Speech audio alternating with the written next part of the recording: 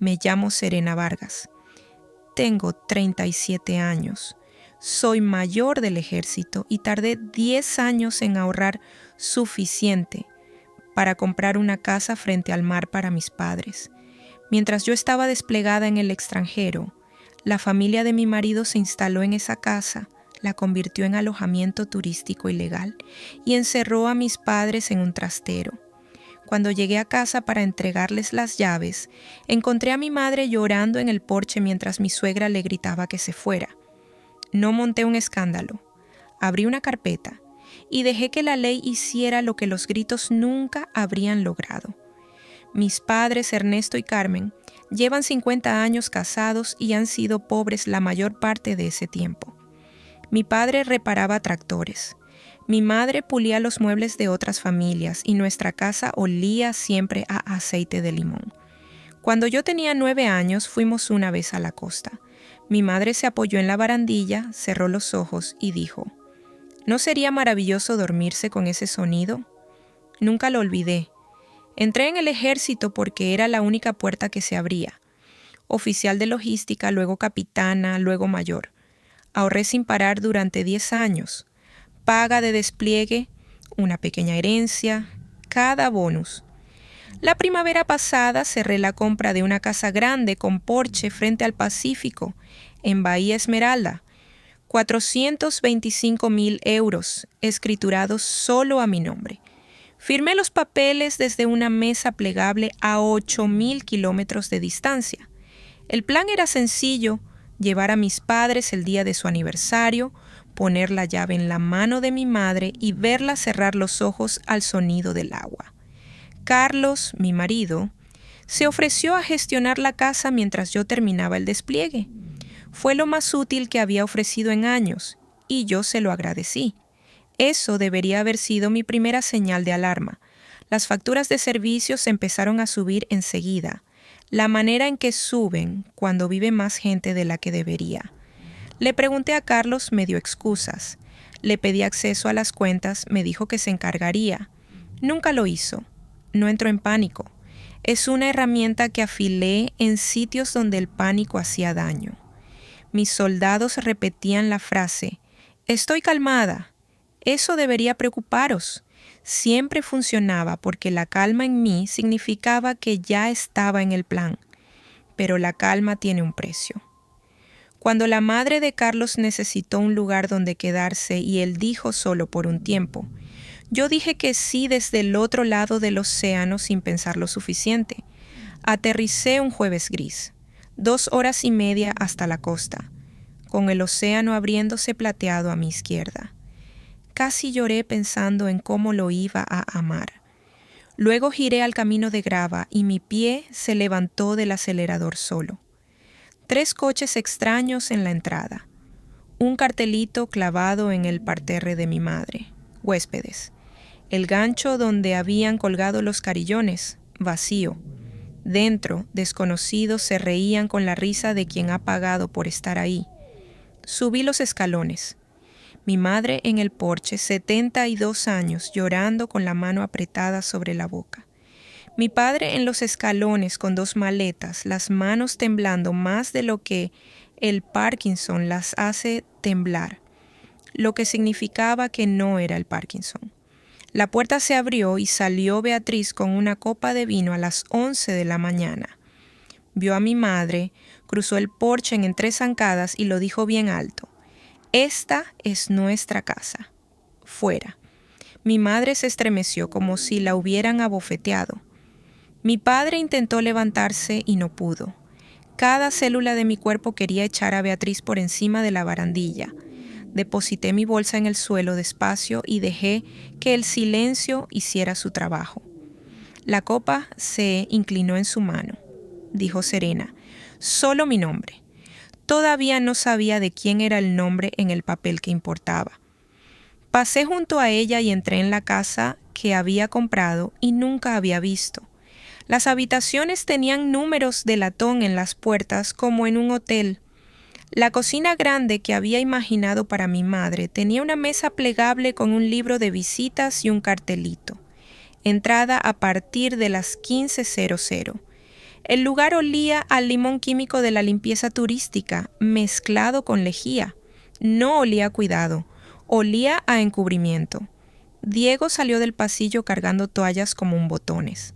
Me vio el uniforme y se paró en seco. Esto es un hotel.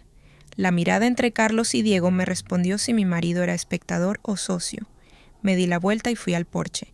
Papá, vamos a buscar una habitación limpia con 2 camas.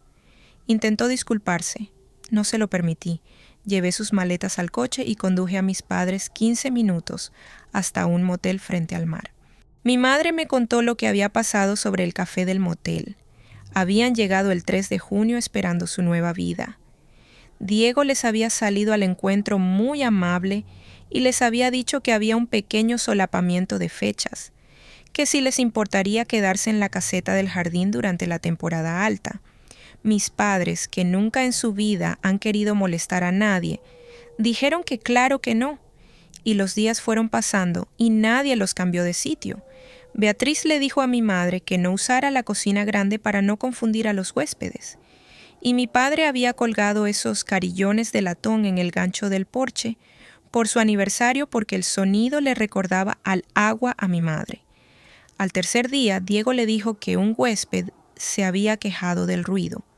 Así que mi padre, que nunca ha pedido nada a nadie en 74 años, subió a una silla de cocina con sus manos temblorosas, descolgó los carillones, los envolvió en un trapo de cocina y los guardó para no molestar en la casa que su hija le había comprado. Mi madre me contó esa parte mirando al café, y mi padre dijo: «Lo siento, cariño, no quería causarte problemas». Ese fue el momento en que dejó de ser un duelo y se volvió frío, limpio y útil. Me levanté.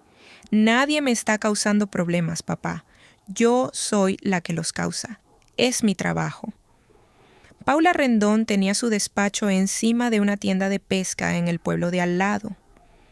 Puse la escritura sobre su mesa. Me dio las malas noticias.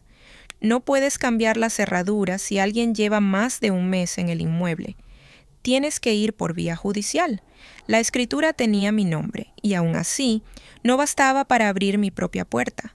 Luego se inclinó hacia adelante. Están operando un alquiler sin licencia y sin pagar el impuesto de estancias. Si no tienen ninguna, tienes palanca. Entré preparada para una pelea. Salí con algo mejor, un proceso. Volví a la casa esa tarde para intentarlo por las buenas. Beatriz estaba en la silla de mi madre tomando el sol. Beatriz, esta es mi casa. Mis padres se instalan aquí y vuestra familia tiene que marcharse.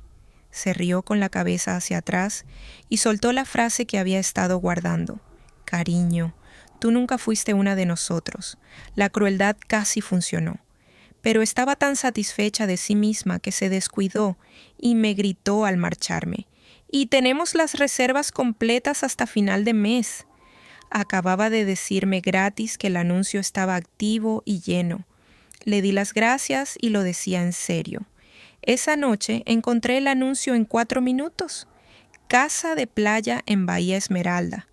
Anfitrión, Diego, 340 euros por noche. La foto de portada era el dormitorio principal. La habitación que había elegido para mis padres, decorado con ropa de cama blanca de hotel. Y luego, casi al final, una foto de la caseta del jardín con un pie de foto que decía «Dependencias del propietario. Privado, no molestar». Ahí era donde habían puesto a mis padres. Se habían quedado el dormitorio con vistas al mar y lo vendían por noches. Guardé capturas de todo. El dinero no cerraba. Decenas de noches a 340 euros. Y sin embargo, Carlos me pedía que adelantara algo extra para la casa. Empecé a observarle de otra manera. Y entonces, yendo a recoger la medicación de mi madre, lo vi sobre la mesa del recibidor, un sobre con ventana dirigido a Carlos sellado en rojo. Último aviso. La ventana enmarcaba el resumen. Cantidad vencida, una cifra con coma, y debajo un saldo cuya coma estaba una posición más a la izquierda. Memoricé ambas cifras como memorizaba coordenadas. Volví al día siguiente a buscar el abrigo de mi madre y la casa estaba vacía.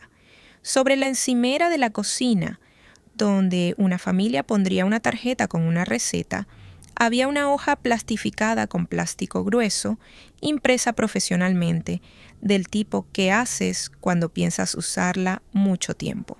Bienvenidos a Casa Bahía Esmeralda, decía en la parte superior. La contraseña del wifi, el horario de salida y casi al final la línea que me cortó la respiración. No entrar en la caseta del jardín. Almacén del propietario. Almacén del propietario.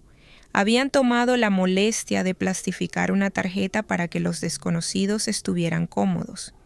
Y en esa misma tarjeta habían archivado a mi madre y a mi padre bajo almacén. Me quedé sujetando la tarjeta con las dos manos. No voy a fingir que estaba calmada ese minuto. No lo estaba, pero he aprendido qué hacer con un sentimiento tan grande. No lo desperdicias, lo apuntas. Fotografié la tarjeta y la guardé en el bolsillo junto a la moneda que había llevado en 2 despliegues. Ya sabía lo que tenía que hacer. Paula y yo construimos el caso como una campaña. Le llevé todo, la escritura, las capturas del anuncio, el calendario de reservas, la tarjeta plastificada. Dijo, la mayoría de la gente hace algo impulsivo y le da a la otra parte una victoria. Nosotras vamos a ser pacientes y exactas. Y eso gana. 3 frentes a la vez, apuntando al mismo sábado. Demanda en el juzgado, denuncia ante inspección por alquiler sin licencia y denuncia a la plataforma por anunciar un inmueble sin ser propietario. Carlos vino al motel esa noche. Me dijo la verdad. El negocio había quebrado 18 meses antes. La deuda era de casi 60,000 euros que nunca me había dicho. No preguntó por mis padres, no pidió perdón. Lo que dijo fue, ¿no puedes dejarlo pasar? De todas formas, es propiedad conyugal. La mitad es básicamente mía. Lo miré. Lo siento por la deuda, dije. Y esta tarde he presentado los papeles. La plataforma actuó el viernes. Revisaron la escritura contra el anuncio. No puedes alquilar una casa que no es tuya cuando la propietaria objeta por escrito con el título en la mano. Quitaron el anuncio, cancelaron las reservas futuras de Diego y congelaron el pago pendiente en su cuenta.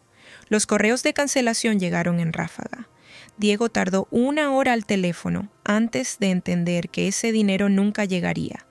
El grifo seco en una tarde, sin que yo levantara la voz ni infringiera una ley. El servicio de inspección pegó su aviso en la puerta. Una huésped, Carolina, recibió el aviso automático sobre la disputa. Investigó, encontró el registro con mi nombre y me escribió.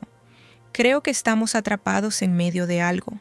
No queremos ningún papel en quitarte tu casa. La llamé. Era encantadora y furiosa en mi nombre. Dijo, si ayuda que alguien declare que alquilamos esto a Diego, no a ti, lo haremos. La avaricia de Diego me había plantado a alguien en mi esquina.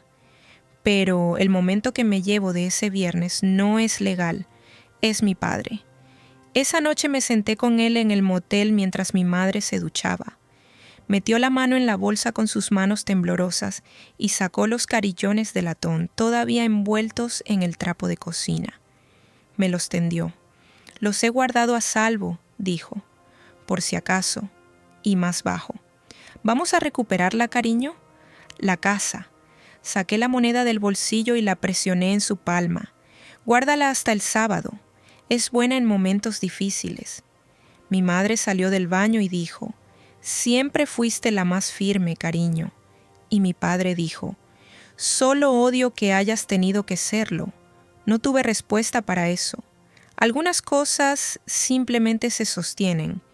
El sábado amaneció brillante y ventoso. Llegué a la casa un poco antes del mediodía con mis padres. El jardín ya estaba lleno de familia. Beatriz se había instalado como anfitriona de la fiesta de mis padres, con una copa de vino en la mano y el aviso de cese de actividad pegado a sus espaldas. Diego merodeaba por el borde con la cara gris. Carolina estaba en los escalones. Mis padres permanecían junto al camión sin saber si eran invitados o intrusos en su propio aniversario. Subí por el camino de grava con el uniforme puesto, sin prisa. La conversación fue adelgazándose, las cabezas girándose, un silencio expandiéndose desde donde pisaban mis botas. Beatriz me vio la última. No dije nada todavía. Fui a mi madre, le di un beso en la mejilla y me puse a su lado. Me serví un vaso de agua y esperé. Y el silencio hizo lo que hace el silencio, hizo que todos escucharan. Beatriz no pudo aguantar la quietud. Cruzó el jardín con su vino y lanzó el desafío público en voz alta para 50 personas. Pues bien, ¿ha venido la mayor a arruinar la fiesta de sus propios padres? ¿Va a montar una escena delante de todos? Todas las caras se giraron hacia mí. Dejé el vaso sobre la mesa. Saqué los documentos de la carpeta y los fui poniendo uno a uno, planos sobre la mesa. La escritura con mi nombre y solo mi nombre. La demanda sellada por el juzgado, el cese de actividad municipal, la notificación de la plataforma de que el anuncio había sido retirado por disputa de propiedad. No los golpeé contra la mesa, los coloqué como cartas, y entonces miré a Beatriz y lo dije en voz baja, uniforme y casi amable. No voy a montar ninguna escena, Beatriz. No me hace falta. Una pausa. Estoy calmada. Eso debería preocuparte. Se pudo escuchar el viento llegando del agua y moviendo el gancho vacío donde antes colgaban los carillones. Los ojos de Beatriz bajaron a los papeles, y por primera vez desde que había llegado por ese camino de grava, leyó de verdad el nombre en la escritura. Su sonrisa no cayó de golpe. Se fue deslizando. Beatriz hizo lo que hace la gente acorralada. Se puso más alta para tapar la caída. «Esta es la casa de mi familia», gritó, y el vino se derramó. «Nosotros la hemos hecho funcionar. Nosotros hemos puesto el esfuerzo». La dejé bajar unos segundos porque un jardín lleno de gente observando a una mujer tranquila junto a una que grita escribe su propio veredicto. Luego puse un dedo en la escritura, la giré para que los familiares más cercanos pudieran leerla y hablé lo suficientemente alto para que se oyera. Hay un nombre en el título de esta casa. No es el de vosotros, es el mío. La compré para mi madre y mi padre con 10 años de mi sueldo. Tienes razón en que alguien se va hoy, Beatriz. Lee el nombre en la escritura y sal de aquí antes de las 5. Abrió la boca y la voz de Paula llegó desde el borde del grupo, seca y tranquila, confirmando. Demanda presentada, orden en camino, alquiler operando sin licencia. Luego, Carolina se levantó de los escalones y le dijo a todo el jardín: «Mi marido y yo pagamos 2.000 euros a un hombre llamado Diego para alojarnos en esta casa esta semana. No sabíamos que no era suya para alquilar». Las cabezas se giraron hacia Diego. El aviso municipal en la puerta, la escritura en la mesa, la abogada, la testigo, el hermano pillado sin nada. No quedaba ninguna versión de la historia que Beatriz pudiera contar. Beatriz tenía una carta más. La jugó porque era todo lo que le quedaba. Se irguió y dijo delante de todos: «Tú nunca fuiste una de nosotros». Pretendía herir como antes había herido. Pero el jardín acababa de ver toda la verdad salir de una carpeta de Manila, y la frase aterrizó en un silencio muerto. No levanté la voz. «Tienes razón, no soy una de vosotros». Una pausa, y dejé que lo siguiente fuera suave, porque suave era más afilado aquí. «Soy la que tiene la llave de esta puerta». Luego nombré consecuencias claras y contables, para que nadie pudiera confundirlo con rencor. Fuera antes de las 5 o la orden que he presentado la ejecuta el municipio, y eso es un agente, no yo. El dinero de las reservas congelado cubre las facturas que habéis generado y el impuesto de estancias que no habéis pagado, que está a nombre de Diego, y cada día que alguien permanezca pasada la orden, la multa crece, también a nombre de Diego. Si me hubierais pedido ayuda, le dije a Beatriz más bajo, os habría ayudado. Siempre lo he hecho. No me lo pedisteis. Lo tomasteis y pusisteis a mi madre en un trastero. Beatriz miró a su alrededor buscando un aliado y no encontró ninguno. Se marcharon antes de las 5. Diego primero, lo que te dice todo. Hizo los cálculos de la multa bajo su nombre y se fue en menos de una hora. Mariana lo siguió sin decir una palabra. Beatriz tardó más, moviéndose por la casa despacio, esperando que alguien la detuviera. Nadie lo hizo. Pasó junto a mí con la barbilla en alto y los ojos húmedos. No se disculpó, ni conmigo, ni con mi madre, ni con mi padre. No la necesitaba. Una disculpa habría sido para ella, no para ellos. Carlos estuvo en medio del jardín todo el tiempo, entre el coche de su madre y el camión de mis padres, intentando pertenecer a los dos y eligiendo al final al no moverse. Cuando el coche de su madre salió, él seguía ahí plantado, el hombre del medio, sin nadie. Fui hasta la puerta y despegué la hoja plastificada. Bienvenidos a Casa Bahía Esmeralda. La rompí por la mitad y dejé caer los 2 trozos sobre las tablas del porche. La casa quedó en silencio de verdad. No el silencio tenso del primer día. El que hace una casa cuando las personas correctas son por fin las únicas que quedan en ella. Descargamos el camión antes de la cena. Mi madre entró en la cocina grande, su cocina, la que le habían ordenado no usar para no confundir a los huéspedes, y se quedó en el centro y giró sobre sí misma despacio. Luego encontró un trapo y un bote bajo el fregadero y empezó a pulir la barandilla. En menos de una hora toda la planta baja olía a aceite de limón, a cuidado. El olor de toda mi infancia tendido de nuevo sobre una casa que había apestado a lejía y a desconocidos. Mi padre desenvolvió los carillones de latón y los colgó de vuelta en su gancho. Y el viento llegó del agua y los hizo sonar. Y mi madre lo oyó desde dentro a través de la mosquitera y cerró los ojos exactamente como lo había hecho junto a aquella barandilla cuando yo tenía 9 años. Exactamente como lo había imaginado durante un año. Mi padre me tendió la moneda para devolvérmela. Cerré sus dedos alrededor de ella de nuevo, esta vez para siempre. Quédate con ella, papá. Es tuya ahora. Aguantaste la línea igual que yo siempre lo he hecho. Solo la sostuvo y miró el agua y dijo que los carillones sonaban bien donde estaban. Y tenía razón. Carlos y yo hablamos a la mañana siguiente en el acantilado. Sacó la deuda. Dijo que me quería, que podíamos encontrar un camino. Y una parte de mí quería lo fácil, porque tragarme las cosas era el músculo que más había ejercitado. Pero había visto lo que cuesta. Lo había visto durmiendo en un trastero. Lo siento por la deuda, Carlos. La deuda es tuya, pero dejaste que tu familia pusiera a mi madre en un trastero y alquilara su habitación por noches. Lo estoy presentando. La casa es de mis padres. Y hemos terminado. No tuvo respuesta. No la había. Algunos límites no son un castigo. Son simplemente la forma de la línea que deberías haber trazado hace años. Pienso a veces en esa tarjeta plastificada, en cómo se tomaron la molestia de hacer sentir cómodos a los desconocidos mientras archivaban a mis padres bajo almacén. Y he llegado a creer esto. Querer a alguien nunca ha significado entregarle las llaves de todo lo que construiste.